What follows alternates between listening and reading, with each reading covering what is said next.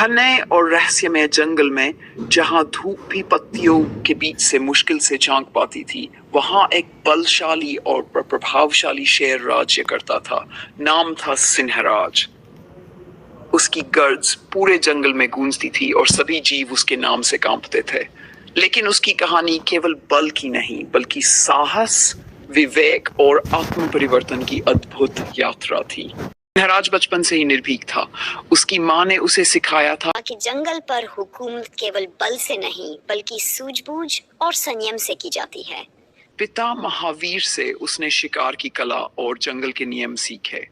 जैसे ही वह युवा हुआ, उसने जंगल की राजगद्दी संभाल ली। वह न्यायप्रिय था, लेकिन कभी-कभी उसके भीतर का घमंड उसे सही निर्णयों से दूर ले जाता था। वह सोचता था कि उसके सामने कोई टिक नहीं सकता। एक दिन जंगल में एक बूढ़ी लोमड़ी आई। नाम था चतुरराम। वह अपनी बुद्धिमानी के लिए प्रसिद्ध थी। उसने शेर से कहा, महाराज, आप निस्संदेह शक्तिशाली हैं, पर क्या आपने कभी सोचा है कि शक्ति से भी बड़ी कोई चीज होती है? सिंहराज ने गर्व से कहा, दुनिया में ताकत से बड़ा कुछ नहीं। मेरी दहाड़ से पूरा जंगल थर्राता है। चतुरराम हंसते हुए बोली, अगर तुम इतने समर्थ हो तो बिना शक्ति दिखाए अपनी बात मनवा कर दिखाओ। शेर को यह चुनौती रोचक लगी और उसने सहर्ष स्वीकार कर ली। लोमड़ी ने शर्त रखी, 3 दिनों के भीतर तुम बिना गरजे और बिना हमला किए सभी जानवरों से अपनी बात मनवा सको तो मैं मान जाऊंगी कि तुम सच्चे राजा हो। शेर को चुनौती आसान लगी, लेकिन जल्द ही उसने देखा कि जानवर अब उसकी बात को गंभीरता से नहीं ले रहे थे। हिरन, बंदर और खरगोश तो उसकी बातों का मजाक उड़ाने लगे। उसे चिंता हुई कि अगर जानवर न छोड़ दें तो उसका राजपाट खतरे में पड़ सकता है।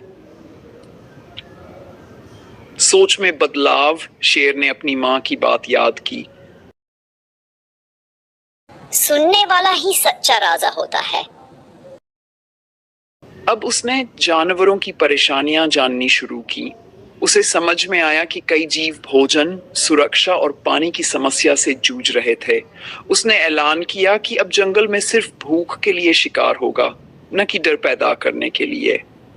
वह जानवरों के साथ बैठकर योजनाएं बनाने लगा। धीरे धीरे जानवरों ने देखा कि उनका राजा अब दयालु, समझदार और सहायक बन चुका है। तीसरे दिन के समाप्त होने से पहले ही जंगल में शांति लौट आई। सभी जानवर सिंहराज से प्रसन्न थे। चतुरराम ने पूछा, अब बताओ, क्या तुमने बिना बल प्रयोग के राज चलाया?